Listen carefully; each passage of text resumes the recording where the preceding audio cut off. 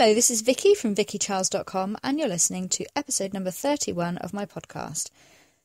The show notes from this and all previous podcasts can be found at vickycharles.com/podcast. And this week's podcast is 6 top tips to make the most of your blogging event. So let's get on with it.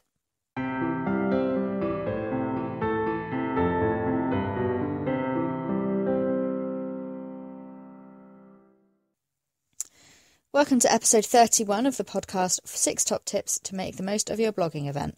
I'm doing this purely because I'm going to blog on Winchester this weekend and I'm really looking forward to it. As soon as the tickets went on sale, I bought one. I've not been to a blog on event before, but I've heard good things, and it's quite local to me, so I thought it'd be a really good chance to go. I've been to quite a few blogging events.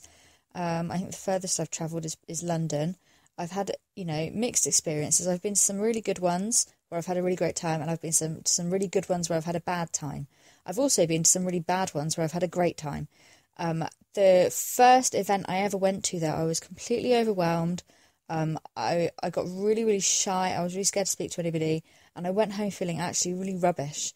And having read reports from people who went to events earlier this summer, they've had a similar experience. So I thought it might be handy to just give a few tips as to how to make the most of it.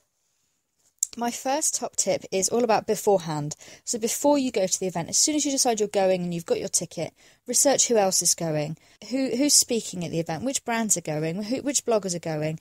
Even if it's a blogger you've not heard of before or you don't really read their blog, go and interact with them and say, oh, hi, really looking forward, maybe I'll see you there. I'd like to see you, I'd like to meet you. Contact speakers, see what the speakers are doing, what they're talking about, what they're known for, and interact with them. Use the event hashtag wherever you can so that everybody else can see that you're going. Other people will be searching that hashtag. This has worked really well for me on a lot of occasions. One time in particular, it wasn't a blogging event, it was a business event that I was going to. And I looked up who was speaking that day, and there was a talk by a gentleman called Thomas Power, who I would wholeheartedly recommend that you look at. Very interesting guy. I was really interested to hear what he had to say. So before I left my house that morning, I sent a tweet saying I was really looking forward to hearing him speak and learning lots from him.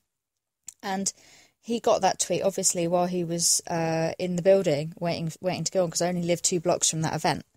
And he replied to my tweet, and then when I got there, he came over and chatted to me for a while, and it really made a difference to my experience, and I felt like he noticed who I was, and I found that really useful.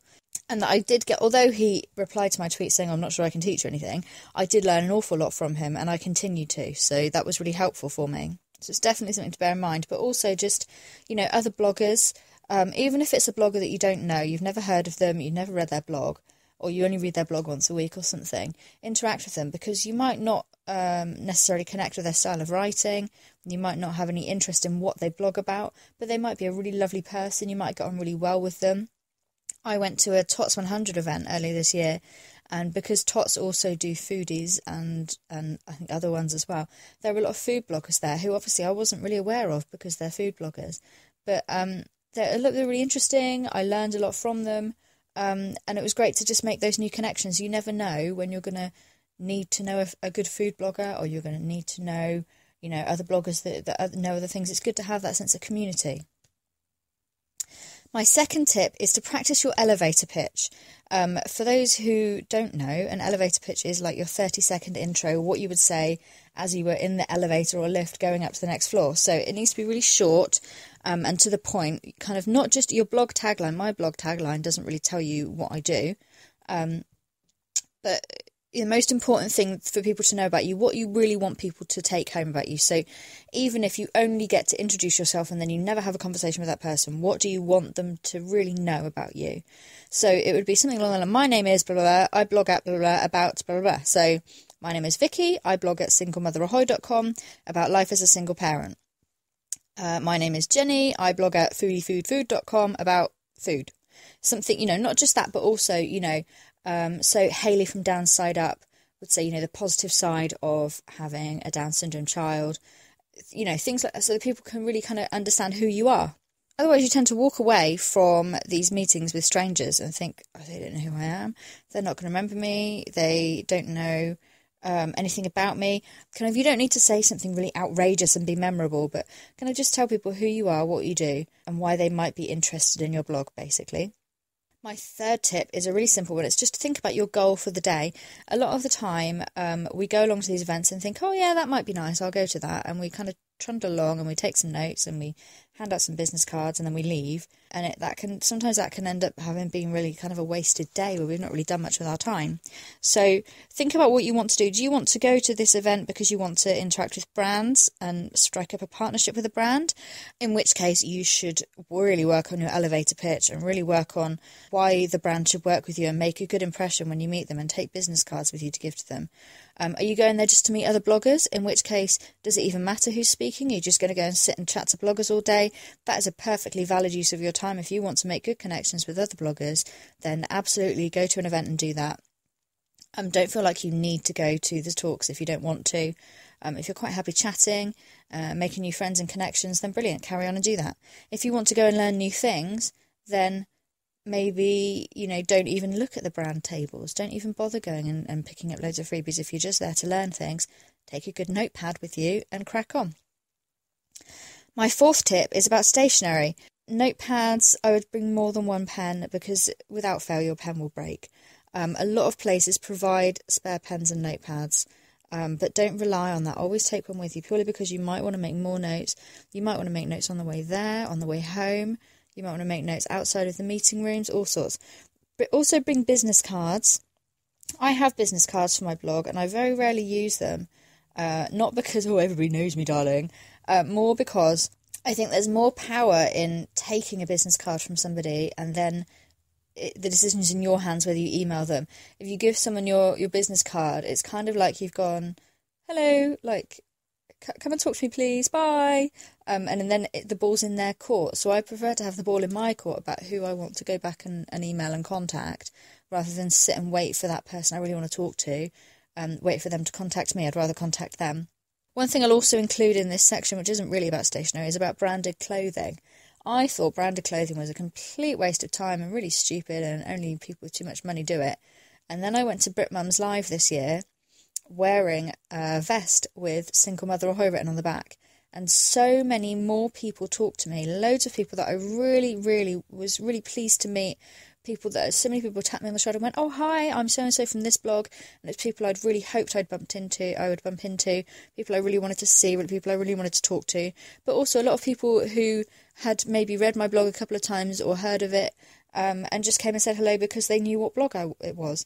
In an event with that many bloggers, really the only people that stand out are the dad bloggers because they're male.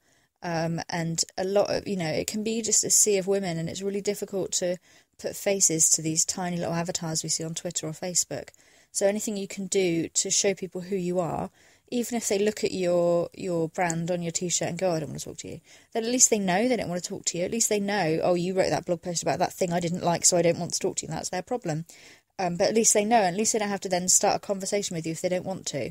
Which sounds really harsh, but realistically, you're not going to please everybody all the time, and there are going to be people who don't like you and don't like your blog. And the quicker you can weed out those people and save wasting both of your time, the better. I know that sounds really unfriendly, but it's just a fact of nature. Tip number 5, take a deep breath. By nature, most bloggers, we sit at home at our desks on our laptops all day. We're quite introverted and we're quite shy quite often. So an event like this can be really scary for a lot of people. So just try really hard to be sociable, smile. Watch that Amy Cuddy TED Talk. I'll put a link to it in the show notes. She talks about ways to make yourself feel confident, and it's really easy to do. And those tips really do work. I made my sister do them before she had her first ever job interview, and she got the job. And then when her friend wanted to apply for a job at the same place, she made him watch the video, and he got the job too. It can really just help you to feel more confident and more in control of things. Another tip that I picked up recently, I know everybody always says, oh, but everybody's nervous, don't feel bad, we're all in the same boat, blah, blah. That's no help if you're standing there going, God, I just want someone to talk to. The best tip I ever had was to assume that the other person, like just that one person in front of you, is really nervous, and you need to try and make them feel more comfortable. So rather than being the person that's a bit shy and nervous and delicate and, turn it around so that you're the one that needs to make this other person feel more comfortable in their situation. And quite quickly you forget about, oh, I'm shy and I'm scared to talk to people, because you're trying to make this person feel more confident and in that process it makes yourself feel more confident. I would say just smile at strangers, talk to strangers, even if you don't know who they are, even if you've never heard of their brand or their blog. It doesn't mean they're not worth talking to. Don't get caught up in the whole, oh, but I really want to go and speak to that one person over there, or oh, but I really want to go and speak to that brand that has a crowd of people around their table. Speak to everybody, because you don't know who might be the most exciting person in your day, the most interesting person, the most useful, the best connection. And they probably are as nervous as you are. I know it sounds really cliche to say it, but they probably are. Even the people running the brands, the brand tables, or the people doing the speaking, people do get nervous about large crowds of bloggers descending upon them. Fact of nature. I'm sure it's in a book somewhere. My last tip number 6 for getting the most out of your blogging event is to make use of the journey home. Obviously, if you're driving, you're a bit stuck, but a lot of us use public transport to get there. I catch trains everywhere, and I love the journey home because you can go through all of your notes from the day, recap, and kind of just go through and think, what did I mean when I wrote that? Do I need to keep that note? Is that useful? Make a list of stuff, a list of action points, things you want to implement. I wrote on this blog last week about how important it is to implement things. So if you walk away from an event with a book full of notes but you do nothing with it, then it really was a wasted day. You need to do stuff with your notes. But also you can email the people that you met. It was great to meet you, great to connect with you. Let's do this. Would you like to work on this project with me? Strike while the iron's hot, while the thoughts are still there, while they'll still remember who you were, and really make the most out of it. So those are my 6 top tips for getting the most out of your blogging event. I would love to hear what you think. If you have anything to add, if you have a tip number 7, 8, 9, 10, do feel free to leave a comment, or you can contact me, vicky@vickycharles.com. On Facebook, I am Vicky Charles Writer, and on Twitter, I am Vicky C. Writes. Also on Instagram, Vicky C. Writes. The show notes for this and all previous podcasts can be found at vickycharles.com/podcast, and I'll be back next week. Thank you for listening.